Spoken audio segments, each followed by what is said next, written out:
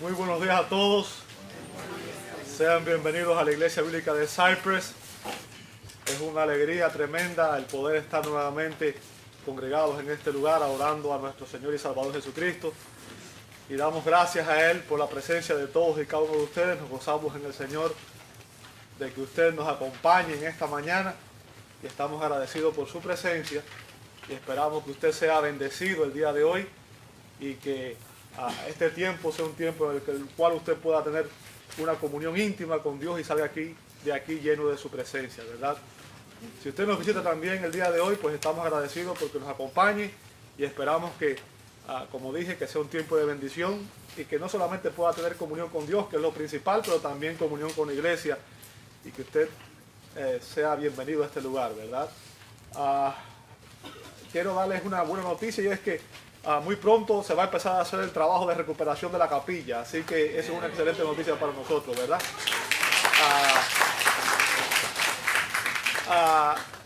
A las 12:30 hoy vamos a tener una reunión en la que vamos a estar el hermano John y yo, donde se va a hablar de eso.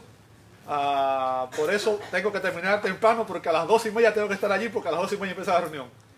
Y como ya dije eso, y ustedes saben que a mí el tiempo no me alcanza los domingos, vamos a ir a la escritura, porque ustedes saben que casi siempre los domingos el tiempo se me va muy rápido. Yo no sé por qué, nunca me alcanza el tiempo que me dan, ¿verdad? Entonces, abre tu Biblia en Romanos capítulo 6. Hoy regresamos a nuestra serie de Romanos capítulo 6. Y si Dios permite, hoy voy a terminar un mensaje que empecé hace, creo que como 6 semanas atrás o 7, no estoy seguro. En Romanos 6, 15 al 23. Romanos capítulo 6, versos 15 al 23. Y el énfasis de esta porción de la Escritura es que Dios nos ha libertado del pecado. Dios nos ha libertado del pecado. Romanos capítulo 6, versos 15 al 23. Abre tu Biblia, por favor.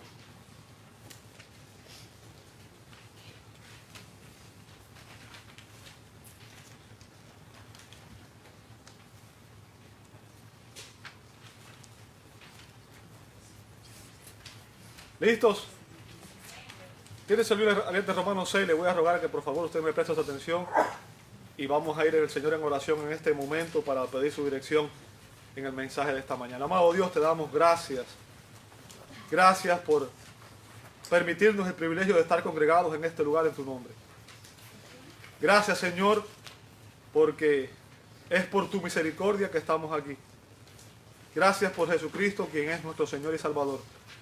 Gracias porque tú te has revelado en tu palabra. Y a través de ella, Señor, tú has hablado a nuestras vidas. Pedimos que ahora, al analizar tu palabra, Señor, tú nos ilumines con tu Espíritu. Que podamos, Señor, entender el mensaje que esta porción de la Escritura tiene para nosotros, Señor. Háblanos a través de ella.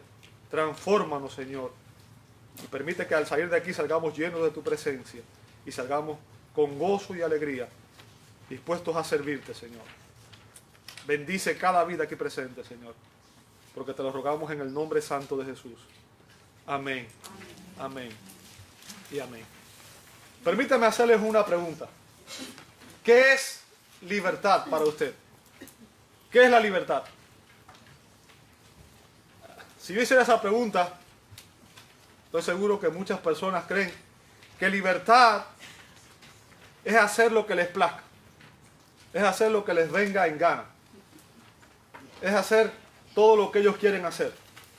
¿Cierto? Sobre todo la gente joven. Pensamos que libertad es poder decidir cuándo, cómo, dónde y hacer todo lo que yo desee sin ninguna restricción. Pero déjame poner en tu consideración que si la libertad fuera hacer lo que nos placiera, entonces un pedófilo podría abusar a cuantos niños quisiera. Un ladrón podría robar cuantas casas quisiera. Un asesino podría matar a cuantas personas quisiera. Un adúltero podría adulterar cuantas veces quisiera. Y así podría contar cada pecado.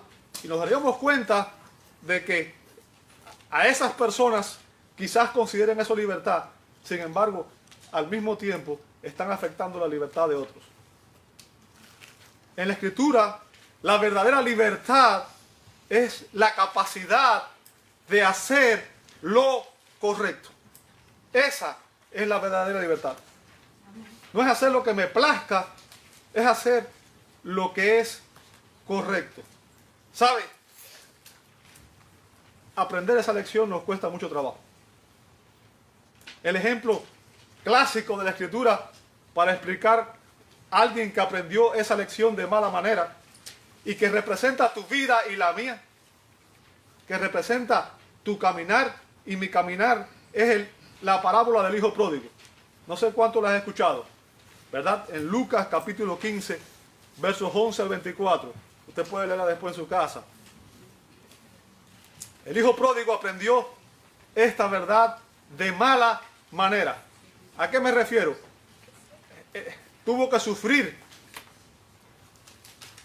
las consecuencias de sus malas decisiones para poder entender esta verdad. Él quería ser libre, en el sentido de hacer lo que le diera su placer, hacer todo lo que su mente podía pensar. Él quería ser libre, pero en su búsqueda de la libertad, realmente lo que encontró fue la esclavitud. Si usted lee la parábola, se va a dar cuenta que en primer lugar él fue esclavo de los deseos incorrectos. Esclavo de los deseos incorrectos. ¿Qué era lo que este joven deseaba? Deseaba ser independiente de su padre. Deseaba irse de su casa. Deseaba vivir por su cuenta. ¿Sabe? Y yo puedo establecer entre eso un paralelo con la vida de Adán. ¿Qué fue lo que Adán quiso y que constituye la base del pecado? Él quiso ser igual a Dios, independiente de Dios. Quiso ser su propio Dios. Y eso es lo que queremos todos los seres humanos. ¿Sí o no? Así que el hijo pródigo en primer lugar fue esclavo de sus deseos incorrectos al desear ser independiente de su padre, porque nosotros no fuimos creados para vivir en independencia. En segundo lugar fue esclavo de sus acciones incorrectas cuando este joven fue y le pidió a su padre la herencia estando su padre aún vivo. Era como si le dijera, ¿sabes qué? Me gustaría que estuvieras muerto y yo lo que quiero es que tú me des la plata que me corresponde para hacer lo que me dé la gana, para vivir como yo quiero. ¿Sabe? Y eso mismo fue lo que hicieron Adán y Eva cuando decidieron desobedecer el mandato directo de Dios. Quisieron vivir y hacer lo que les diera su gana. ¿Ok? Pidió su herencia. Y no solamente pidió su herencia, sino que él se fue muy lejos. Se alejó lo más que podía del Padre. ¿Ok? Y cuando estaba ahí, dice la Biblia que él vivió perdidamente. Perdidamente. ¿Sabe? Esa es la condición en que viven la mayoría de las personas hoy. Porque, como te dije, esta parábola representa tu experiencia y mi experiencia, la experiencia de cada ser humano que se aleja de Dios. Finalmente, él se convirtió en un esclavo literal, porque este joven terminó alimentando cerdos y alimentándose de las sobras de los cerdos. Ahora, quizás usted lea eso y a usted no le parezca extraño, pero yo quiero que usted entienda, en la cultura judía el cerdo era un animal inmundo. Tocar un cerdo significaba estar incapacitado para poder entrar a adorar al templo.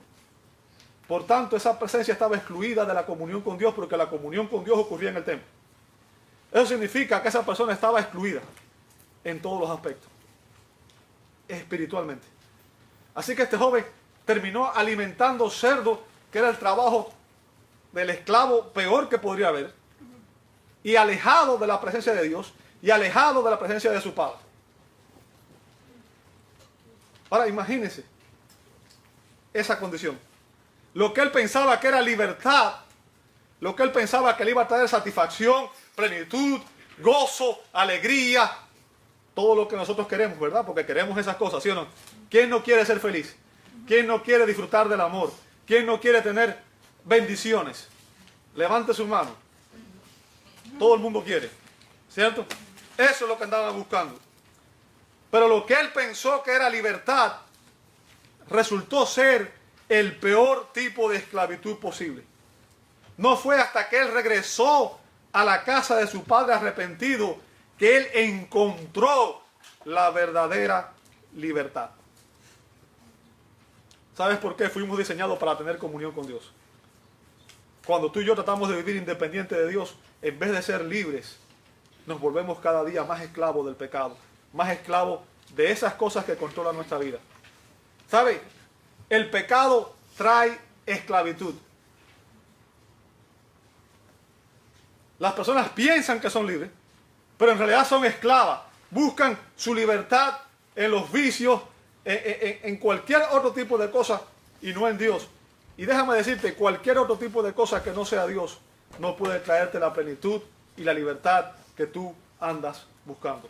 Solamente en Dios, porque fuimos creados, el propósito por el que Dios nos creó fue para que tuviéramos comunión con Él, viviéramos para su gloria y disfrutáramos de Él para siempre. Ese es el propósito para el cual Dios te creó. Y cuando tú no vives de acuerdo a ese propósito, es como si cogieras algo, si cogieras un equipo que fue creado para una cosa y lo usaras para otra.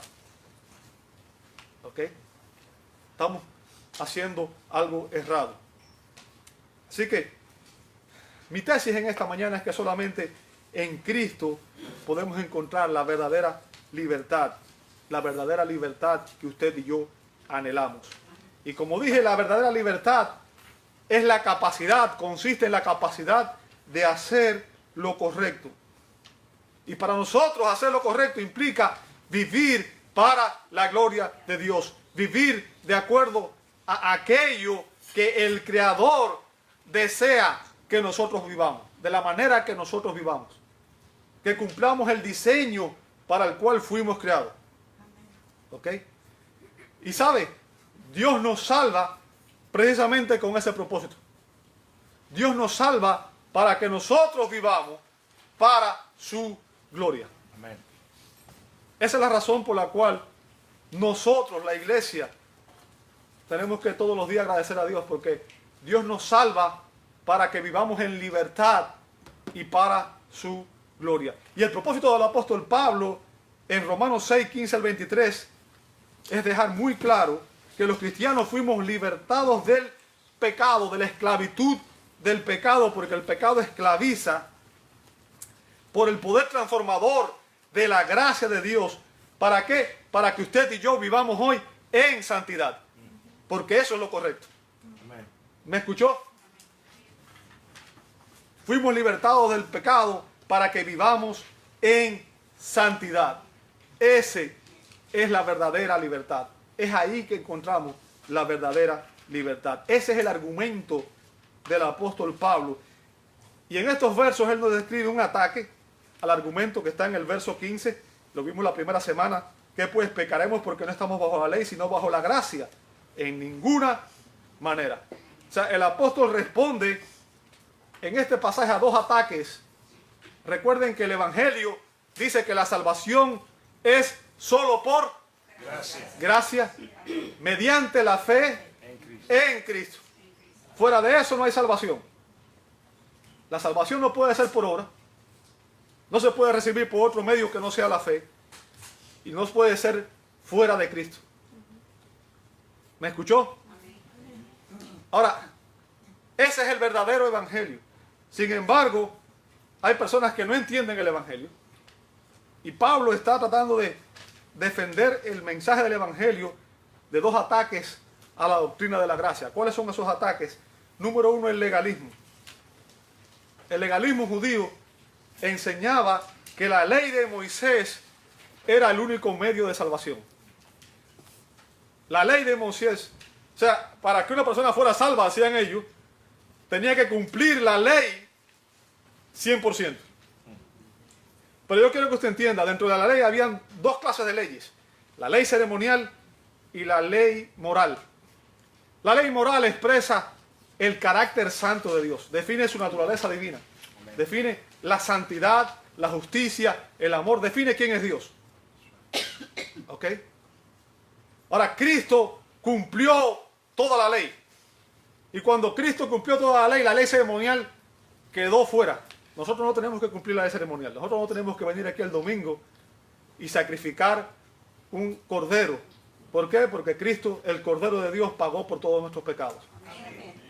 Nosotros hoy no tenemos sacerdotes. ¿Por qué?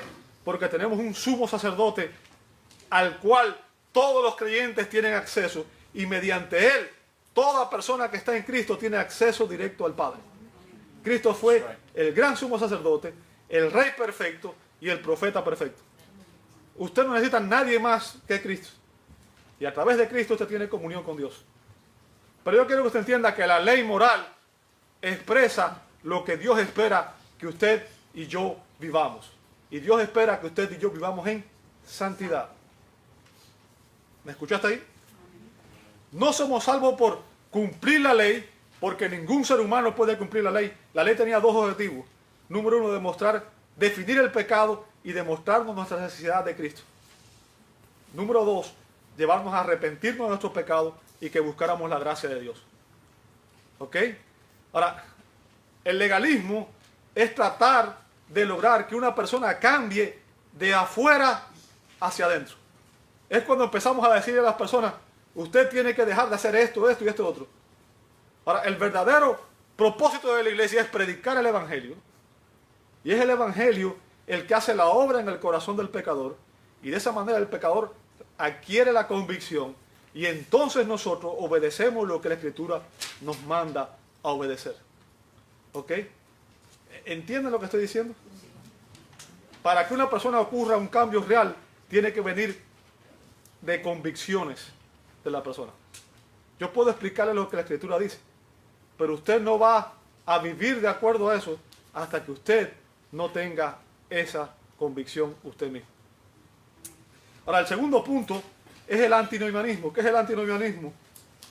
Esta enseñanza rechazaba no solo la ley de Moisés, la ley de Dios como el único medio de salvación, sino que también rechazaba la ley como una norma de vida.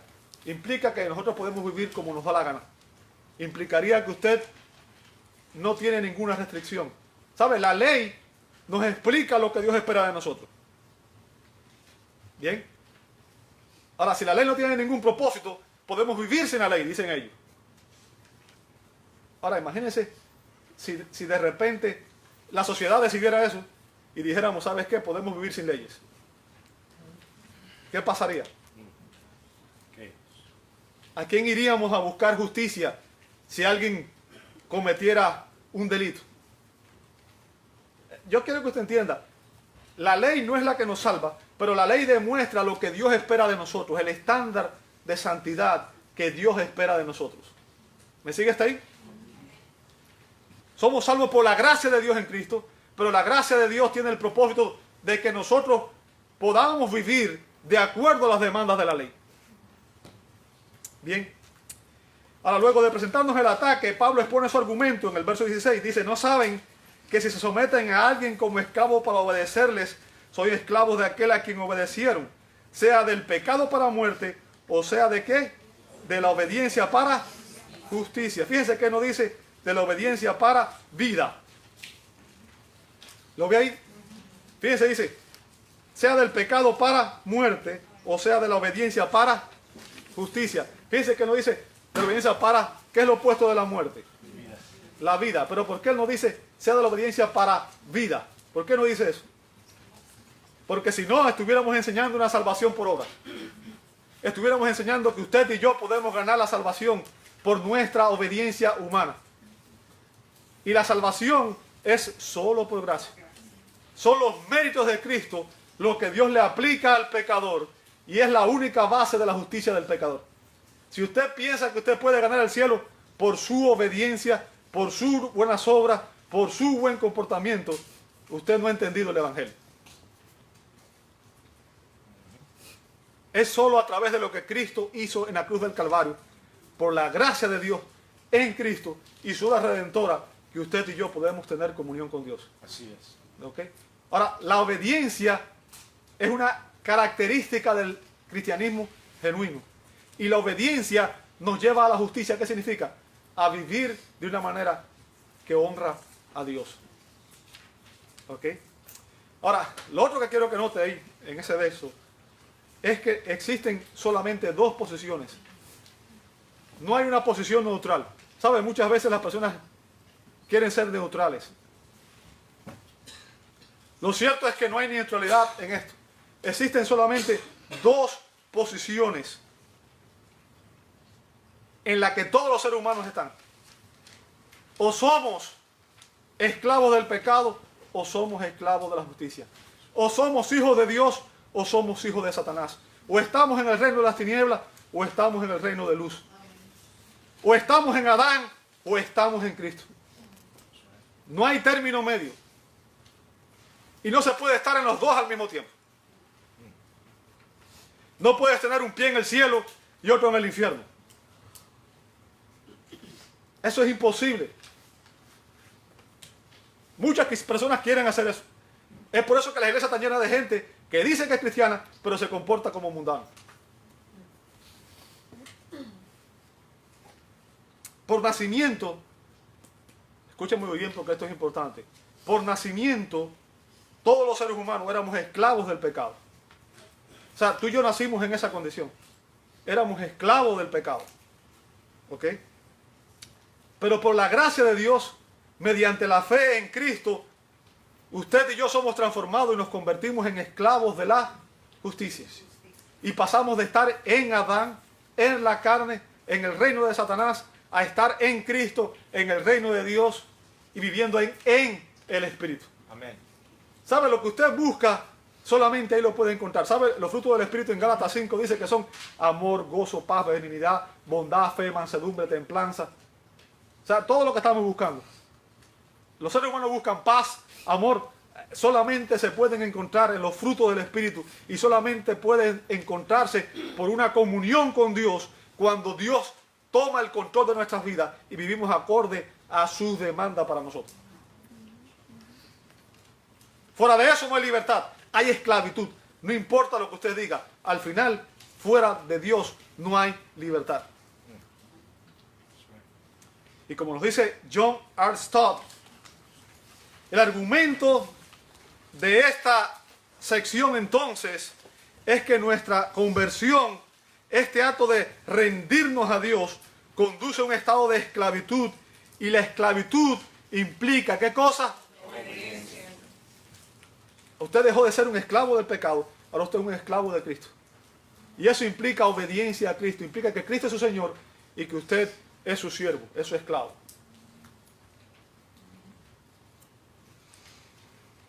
¿Ok? Ahora, ¿cuál es la diferencia entre estas dos posiciones? Si usted dice, bueno, al final son esclavitud de las dos. ¿Cuál es la diferencia entre una y otra? Déjame decirte, la esclavitud al pecado produce un deterioro moral constante en las personas.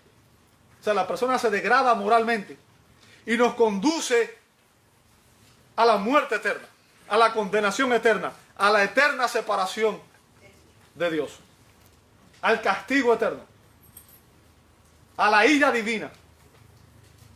En cambio, la esclavitud a Dios y a su justicia trae como resultado la santificación y la verdadera libertad espiritual. Y su promesa es vida eterna.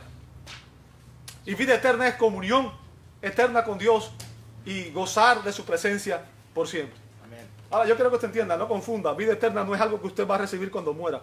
Un cristiano tiene vida eterna el día que se convirtió a Cristo. Vida eterna es una calidad de vida, no es una cantidad de vida. Y les digo esto porque todo el mundo va... la Biblia dice que las almas son inmortales. Usted tiene un principio, pero no va a tener un final. Toda persona va a morir y su alma va a ir a uno de dos lugares. O al castigo eterno o a la presencia de Dios. Por la eternidad. Entonces la vida eterna no consiste en vivir eternamente, porque todos vamos a vivir eternamente. Consiste en la calidad de vida, consiste en la condición en que usted vive su vida. Vida eterna es un estilo de vida en el cual estamos honrando a Dios ahora. Amén. y vivimos de una manera en la cual estamos bajo la bendición de Dios y no bajo la ira de Dios. ¿Ok? Ese es el argumento del apóstol. Y después vimos el análisis en los versos 17 al 18. Fíjense lo que dice el apóstol. Pero gracias a Dios. O sea, el apóstol agradece a Dios. ¿Por qué a Dios? ¿Y por qué no a los creyentes? Porque no es usted el que buscó a Dios, fue Dios el que lo buscó a usted. ¿Ok? Gracias a Dios que aunque erais, fíjense, hablando de los cristianos, él dice que erais, ¿no? ¿En qué tiempo está eso? Pasado. Éramos esclavos del pecado. Dice, habéis obedecido de corazón. Y esa es el distintivo del verdadero cristianismo. Un cristiano genuino es el que obedece la palabra de Dios. ¿Ok? Así es. De corazón. Aquella forma de doctrina. La doctrina es importante. Y aquí no se habla de cualquier doctrina, se habla de la doctrina de los apóstoles, del verdadero evangelio de Dios. No de lo que la gente dice hoy que es palabra de Dios. ¿Sabe? La palabra de Dios usted la va a encontrar en un solo lugar. Y es aquí. No soy yo el que tiene la palabra de Dios. Esta es la palabra de Dios. Y nuestro rol es interpretarla de la manera correcta y vivirla. Porque es la única que tiene poder para dar vida eterna. Y es la única que tiene poder para santificarnos. Y es la única que tiene poder para que podamos tener comunión realmente con Dios. ¿Ok? Ahora, lo que Pablo está haciendo aquí, en el verso 17, es confrontando a todos los enemigos de la doctrina de la gracia, demostrándoles que si no fuera por la gracia de Dios, toda la raza humana estaría esclavizada por el pecado. Toda la raza humana estaría esclavizada por el pecado. Romanos 3 dice que ningún pecador va a buscar a Dios. No hay quien entienda, no hay quien busque a Dios, no hay ni siquiera uno. Y eso viene del Salmo 14 y del Salmo 55. ¿Ok? O sea, viene del Antiguo Testamento.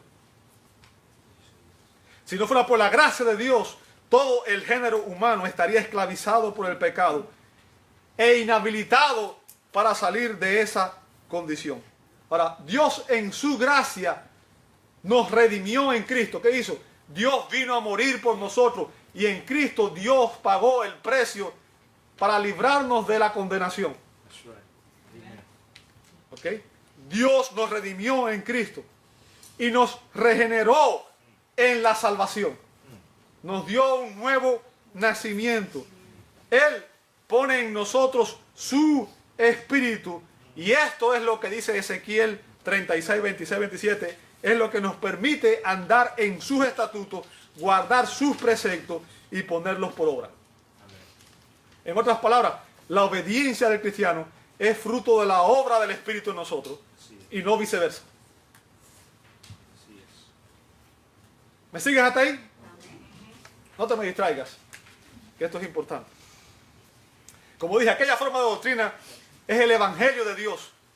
Es la doctrina que fue revelada a los apóstoles y que está registrada en la Escritura. Es la única que tiene... El único mensaje que es poder de Dios para salvación es el Evangelio. No hay otro. Bien, eso está en Romanos 1, 16. Ahora, al ser regenerado, al nacer de nuevo, todo cristiano es libertado de la esclavitud del pecado. Eso está en Romanos 6, 18. Fíjense lo que dice Romanos 6. Dice, y libertados del pecado. ¿Qué significa? La liberación del pecado ocurre en el momento de tu conversión, en el momento de tu salvación. Ese día tú fuiste liberado del pecado. No es un proceso. ¿Ok? No es que Dios te está liberando del pecado. Es que ese día tú fuiste liberado del pecado. Amén. ¿Bien? Y ese día también, usted y yo nos convertimos en esclavos de la justicia. ¿Ok? Ahora, ¿cuál es el punto aquí? Su punto, el punto del apóstol, es que la gracia de Dios, el evangelio de Dios, nunca producirá una vida de libertinaje. Una vida en la cual usted viva como le da la gana y que gire alrededor de nuestros apetitos y deseos carnales. En otras palabras, hay personas que quieren ser cristianos, pero vivir como mundanos. Quieren la salvación de Cristo, pero no quieren el señorío de Cristo. ¿Sabe? La libertad que Dios nos da, la verdadera libertad espiritual, nos impulsa a obedecer y servir a Dios y a vivir para su gloria. En eso consiste la verdadera libertad, en hacer lo correcto. ¿Me escuchó? No en hacer lo que a mí me da la gana, no es vivir como yo quiera y que Dios me salve. Qué bueno sería para los pecadores, ¿cierto? Que yo pudiera vivir como a mí me place y que al final Dios de todos modos me salve. Pero Jesús dejó claro que no todo el que dice Señor, Señor entrará en los cielos, sino el que hace la voluntad del Padre. Es la obediencia la que define si tu fe es genuina o no. Yo puedo decir, yo creo en Dios, pero son mis acciones las que demuestran si mis palabras son ciertas. ¿Ok? Como dijo Juan Bunyan fue el autor, entre otros libros, si no lo han leído se los recomiendo a todos, El progreso del peregrino. Es un autor puritano, entre otros muchos libros, pero es uno de los más conocidos. Creo que después de la Biblia ha sido el libro más leído a lo largo de la historia. El progreso del peregrino. Juan Bunyan dijo, la santidad y la libertad deben ir a la par. Por lo que nuestro llamado a la libertad es un llamado a la santidad. ¿Me escuchaste? La Biblia es clara. Jesús dijo, sin santidad nadie verá a Dios. Sed santos porque yo soy santos. Entonces, el llamado que Dios hace a libertad es un llamado que Dios hace a santidad. Porque Él nos llama para santificarnos, para que podamos tener comunión con Él. No es un llamado a vivir como nos da la gana. ¿Ok? ¿Sabe? En Adán, todos éramos esclavos del pecado. Pero en Cristo somos santos.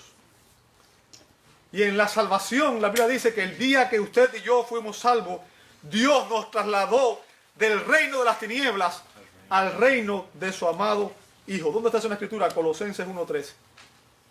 Dice que ese día usted fue trasladado posicionalmente del reino de las tinieblas al reino de la luz, al reino de Cristo. ¿Ok? O sea, esto está hablando aquí de la posición nuestra. Hoy. Usted y yo estamos aquí posicionalmente, físicamente estamos aquí. Pero la Biblia dice que nuestra ciudadanía verdadera, ¿dónde está? En los cielos. Posicionalmente, hoy estamos en la presencia de Dios. Somos sus hijos. Y somos santos, no pecadores. Esa es nuestra posición espiritual. ¿Ok? Estamos sentados con Cristo en los lugares celestiales. Dice Efesios capítulo 2, verso 6. ¿Ok? Ahora, en segundo lugar, vamos a ver la práctica del cristiano. Hemos visto que nuestra posición, ¿cuál es? Somos santos que estamos sentados con Cristo en los lugares celestiales. ¿Ok? Estamos en la tierra todavía, pero aquí somos peregrinos y extranjeros, porque nuestra verdadera casa, nuestro verdadero hogar es en las mansiones celestiales, con nuestro Padre Celestial y donde está nuestra familia de fe. Esa es nuestra posición. Y eso es lo que anhelamos. ¿Ok? Ahora vamos a ver en segundo lugar la práctica del cristiano en el verso 19. Pablo dice, hablo como humano por vuestra humana debilidad. O sea, Pablo va a usar aquí un lenguaje para facilitar las cosas, para explicarles una verdad espiritual. Pablo utiliza una analogía. ¿Ok? Una analogía. Una analogía con la que los cristianos de su época estaban muy familiarizados. Y era la esclavitud. ¿Saben? Nosotros hoy no estamos muy familiarizados con la esclavitud. ¿Por qué? Porque ya hoy se supone que no hay esclavos, por lo menos aquí. ¿Cierto? Entonces, nos resulta extraño y además por lo que hemos aprendido de la esclavitud es algo degradante. Ahora, en los tiempos de Pablo era muy común que un esclavo fuera vendido a otro. Existían muchos esclavos en el reino romano, en el imperio romano. Y era muy común que un esclavo fuera vendido por su dueño, vendido a otro dueño. Ahora, el día que esa persona era vendida, desde ese día en adelante, la responsabilidad de ese esclavo era ser obediente y leal ¿a quién? A su nuevo amo. O sea, ese día su lealtad al amo anterior terminaba y a partir de ese día en adelante su obligación era ser leal y obediente única y exclusivamente a su nuevo dueño, su nuevo amo. Ahora, lo que Pablo quiere enseñarnos con esta analogía es que los creyentes entendamos que aunque éramos o fuimos en el pasado esclavos del pecado, el pecado era nuestro Señor, era nuestro dueño, ahora tenemos un nuevo dueño, que es Cristo, que es la justicia. Y es a Él solamente a quien debemos rendir toda nuestra obediencia, toda nuestra honra, todo nuestro respeto, toda nuestra devoción, nuestras vidas por entero. Le pertenecemos porque Él nos compró con su sangre. Así que tú no eres tuyo, tú eres de Cristo. Y si eres de Cristo, debes honrar a Cristo y vivir para su gloria y obedecer a Cristo. Amén. No es opción. Es tu responsabilidad. Es tu deber. Es tu obligación. ¿Ok? Porque Cristo es tu Señor. Y vamos a ver la exhortación del apóstol Pablo en el verso 19. Dice que si así como para iniquidad presentasteis vuestros miembros para servir a la inmundicia y a la iniquidad, así para santificación presentad vuestros miembros para servir ¿a qué? A la justicia. Pero lo que Pablo está haciendo aquí es estableciendo una antítesis. ¿Ok? La diferencia que existe entre dos estilos de vida contradictorios, dos estilos de vida que son contrarios. La vida cuando éramos esclavos del pecado y la nueva vida en la cual debemos vivir ahora, que somos esclavos de la justicia y de Cristo. Cuando usted y yo éramos esclavos del pecado, cuando el pecado era nuestro amo, cuando estábamos sin Cristo, todo nuestro cuerpo, nuestros ojos, nuestras bocas, nuestros brazos, nuestros pies, estaban dispuestos a obedecer el pecado. Nuestros miembros eran usados para obedecer al pecado. ¿Me sigue hasta ahí? ¿Sabe? El pecado afectó a todo el ser humano. El pecado afectó todo nuestro ser. El pecado afectó al hombre espiritualmente porque desde Adán, dice la Biblia que en Adán todos mueren. Toda persona que nace en este mundo nace vivo físicamente, pero muerto espiritualmente. Y así naciste tú, nací yo también. ¿Ok? Entonces, el pecado afectó nuestro espíritu, trae muerte espiritual. Y a menos que Dios te dé vida, el nuevo nacimiento es la regeneración, un acto sobrenatural por el cual Dios te imparte vida espiritual. Y a menos que tú nazcas de nuevo, no puedes entrar al reino de Dios. ¿Bien? Ahora, el pecado afectó nuestro espíritu. Todos nacemos muertos espiritualmente. En segundo lugar, el pecado afectó nuestras almas. ¿Qué es el alma? El alma está compuesta de tres partes o tres elementos: emociones, intelecto y voluntad. Emociones, intelecto y voluntad. El pecado afectó nuestras almas. ¿Sabes? Desde el nacimiento, todo ser humano, desde que Adán cayó, estamos plagados de emociones negativas. ¿Sí o no? ¿Cuántos de ustedes nunca experimentan temor, odio, rencor? ¿Cuántas emociones negativas experimentamos día a día? Es una consecuencia del pecado. Inmediatamente que Adán pecó, lo primero que hizo fue tratar de esconderse en presencia de Dios, y cuando Dios lo confrontó le dijo: me escondí porque tuve miedo. Hasta ese punto Adán no conocía el miedo. Así que afectó nuestras emociones. En segundo lugar, afectó nuestro intelecto. Afectó nuestro intelecto. ¿Por qué? Porque perdimos el verdadero conocimiento de Dios. ¿Sabe? Nosotros nacemos sin conocer a Dios, porque para conocer a una persona hay que tener comunión con esa persona. Les voy a hacer una pregunta. ¿Cuántos de ustedes conocen a Donald Trump? Quizás alguno diga, yo lo conozco porque lo he visto por televisión, pero eso no es conocer a una persona. Tú tienes información sobre Donald Trump, pero tú no conoces a Donald Trump. ¿Ok? El verdadero conocimiento de una persona viene a través de la comunión con esa persona.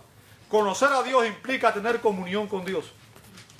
No es lo mismo tener información sobre una persona, que te digan esta persona es así y así, así, a tú conocer a esa persona de manera íntima. Y cuando el hombre pecó, esa relación que había entre Dios y el hombre se rompió. El hombre fue expulsado de la presencia de Dios y se perdió el verdadero conocimiento de Dios. Y es por eso que la gente hoy tiene un conocimiento de Dios que no es el conocimiento de Dios que debe ser. Y es por eso que hay gente que dice, no, quizás su Dios es así, pero el Diosito mío es tan bueno que Él me va a perdonar todo lo que yo haga. Bueno, como tú dijiste, ese es el Diosito que tú te inventaste en tu mente, pero no es el Dios de la Biblia. El Dios de la Biblia es soberano y Él decide quién, cómo, cuándo y dónde podemos tener comunión con Él. Ahora, todo ser humano ha nacido separado de Dios y por tanto ningún ser humano nace teniendo conocimiento de Dios. A menos que vayamos a Él a través de Cristo, porque Cristo vino con ese propósito, darnos a conocer al Padre. Ese es su ministerio. Y solamente aquellos que Cristo les revele el Padre podrán realmente tener comunión con Dios. Y el pecado también afectó nuestras voluntades. ¿Por qué? ¿Sabe? Un pecador, por naturaleza, solamente puede pecar. Como un un pez, solamente puede nadar. Y un ave, él puede volar. ¿Por qué? Porque esa es su naturaleza. Y uno hace aquello que le es natural. ¿Ok? Así que todo nuestro ser estaba afectado por el pecado. Pero finalmente también nuestros cuerpos estaban afectados por el pecado. Y eso se demuestra en que usábamos nuestros cuerpos para servir a la inmundicia. ¿Sabe? Pablo usa dos términos aquí para referirse a la manera en que nosotros nos comportábamos. El primer término, inmundicia, acatarsia, tiene un acento ahí en ahí. Significa inmoralidad e impureza sexual. Inmoralidad e impureza sexual. O sea, éramos inmorales. Y usted dirá, bueno, yo era una persona moralmente sana. Usted puede haber sido muy moral, pero la moralidad, el estándar de moral era el suyo, no el de Dios. Y la Biblia dice que el estándar que Dios espera de nosotros, ¿sabe cuál es? Dice, sé perfecto porque yo soy perfecto. ¿Cuántos de nosotros tenían un estándar de moral perfecto? Ninguno, ¿verdad? Entonces, a eso se refiere. Inmoralidad e impureza sexual. Y el segundo, cuando habla de iniquidad, el término que usa es anomia. Anomia. ¿Ok? Viene del nomos, ley. Significa sin ley. Y significa esencialmente el rechazo de la ley o de la voluntad de Dios y la entronización de la voluntad propia. Rechazar la ley de Dios es entronizar la ley propia. O sea, ¿quién es el Dios suyo? Esa es la pregunta. Ese es el punto. El pecador, para el pecador como Adán, queremos ser libres y queremos ser nuestro propio Dios. Ese es el punto que Pablo está haciendo aquí. ¿Ok? Y ¿sabe? Lo más triste es que éramos incapaces de libertarnos de la tiranía del pecado. Así que por naturaleza natural, dije una cacofonía, por naturaleza, es que cuando estoy pensando vienen 50.000 ideas a mi mente y estoy pensando y mi lengua no concuerda con mi mente va más rápido que mi lengua. Por naturaleza tenemos una inclinación a la inmoralidad y a la rebelión. Es lo que quise decir. ¿Ok? Por naturaleza tenemos una inclinación a la inmoralidad y a la rebelión. Como dijo Agustín de Hipona, los pecadores son incapaces de no pecar. En la salvación recibimos vida espiritual, es lo que dice Efesios 2.1. Nuestras almas fueron regeneradas. O sea, el alma, recuerde que la persona está compuesta de alma y cuerpo y espíritu. Bien. Ahora, el alma es regenerada, pero tu cuerpo no, todavía. Bien. Ahora, ese día que tú fuiste salvo, la Biblia dice en 2 Corintios 5:17 que si alguno está en Cristo, ¿qué cosa? Nueva criatura. Es nueva criatura. ¿Qué significa? Hay una nueva naturaleza en ti, la naturaleza divina. Ahora Dios la ha puesto en ti y tú has recibido vida espiritual. Y como nos dice el doctor John MacArthur, Pablo cambia su enfoque de la posición. Vimos ahorita la posición. Estamos sentados con Cristo en los lugares celestiales. Somos santos, hijos de Dios. ¿Recuerda eso? Ahora cambia su enfoque de la posición a la práctica. A la práctica. Y significa a cómo debemos vivir. Dice, y exhorta a los creyentes a que vivan de acuerdo a su nueva naturaleza. Aunque todavía es posible que los cristianos pequen, ya no están esclavizados por el pecado. Ahora son libres de no pecar y deben ejercer esa habilidad divinamente provista en su obediencia a su nuevo Señor y Maestro. ¿Qué significa? Ahora eres responsable ante Dios y tú debes ejercer tu responsabilidad y vivir de una manera que honre a Dios en obediencia a Él al obedecer su palabra. ¿Ok?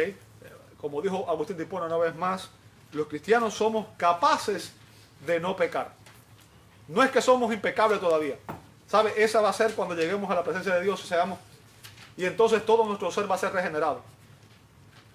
Nuestros cuerpos también van a ser regenerados. Pero mientras estemos en esta tierra, nuestras almas son regeneradas, tenemos vida espiritual, pero aún nuestros cuerpos no han sido regenerados, ¿verdad? Es por eso que el apóstol Pablo nos exhorta en Romanos 12:1, dice, así que hermanos, os ruego por la misericordia de Dios que presenten sus cuerpos como ¿qué? Como un sacrificio vivo, santo, agradable a Dios, que es vuestro culto racional. O sea, para los cristianos, para aquellos que estamos en Cristo, ya voy a terminar aquí, no se preocupen, no voy a seguir porque definitivamente no me da tiempo. Todavía tengo como media hora más para estar hablando aquí. No creo que me dé tiempo y tengo una reunión a las 2:30. Para los que estamos en Cristo, el único culto aceptable de adoración consiste en ofrecernos a nosotros mismos por completo al Señor. ¿Me escuchaste? Lo que Dios quiere es que tú te ofrezcas por entero a Él, que le entregues el control de tu vida, que le entregues tu corazón, que tú te rindas a Él y le entregues a Él el control de tu vida.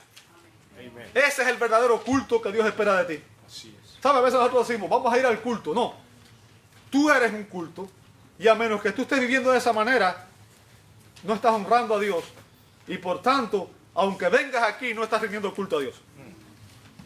Así es. ¿Escuchaste eso? Amén. Bajo el control de Dios, bajo el control de Dios, bajo su dirección, nuestros cuerpos que todavía no han sido redimidos pueden y deben ser entregados y rendirse a Dios como instrumento de justicia. En otras palabras, si dejamos que Dios nos controle, Él va a usar nuestros cuerpos como instrumento de justicia. ¿Sabe? Y eso es lo que Dios quiere. Por esa razón es que Dios dejó la iglesia aquí. Póngase a pensar por qué Dios no nos lleva a su presencia el día que nos convertimos. Qué bueno sería, ¿verdad? Se acabó el dolor, las enfermedades, los achaques viejos, se acabó todo. ¿Cierto? Estaríamos ahí ya gozándonos y qué bueno, libertad, no habría más ningún problema. Pero Dios no nos saca de aquí, nos deja aquí. ¿Con qué propósito? Él quiere usar su iglesia para su gloria, para que a través de la iglesia su palabra siga siendo proclamada y otras personas que todavía no han recibido salvación puedan conocer a Cristo y puedan también recibir esa salvación. Dios quiere usarte. En Cristo tú te conviertes en sus manos, sus pies, su boca. Dios te salva para que tú vivas para su gloria y para que lo honres con tu estilo de vida. Voy a terminar con las palabras del doctor Juan Calvino. El apóstol les exhorta a rendir obediencia a la justicia con mayor entusiasmo, puesto que es más digna de ser obedecida que el pecado. Es más digno obedecer a Dios que obedecer a Satanás. Es más digno obedecer la justicia que obedecer al pecado. Es más digno, hay más honor en ser un fiel siervo de Cristo que en ser esclavo de Satanás. Dios te bendiga, te invito a orar. Amado Dios, te damos gracias. Gracias porque tu palabra es clara. Gracias porque a través de ella, Señor, tú nos enseñas cómo debemos vivir. Ayúdanos a examinar nuestras vidas y ayúdanos a entender que la única verdadera libertad está en Cristo, está en someternos a tu señorío y está en vivir para tu gloria, Señor. Que es ahí donde encontramos la satisfacción, la plenitud que nuestras almas buscan, Señor. Y que solamente allí, en Cristo, hay gozo, plenitud, salvación y vida eterna. Te doy gracias por mis hermanos en Cristo y gracias por las personas que nos visitan también. Y pedimos, Señor, que en esta mañana tú nos permitas reconocer estas verdades y que tú nos ilumines para poder aplicarlas a nuestra vida. Lo pedimos en el nombre de Jesús. Amén, amén y amén.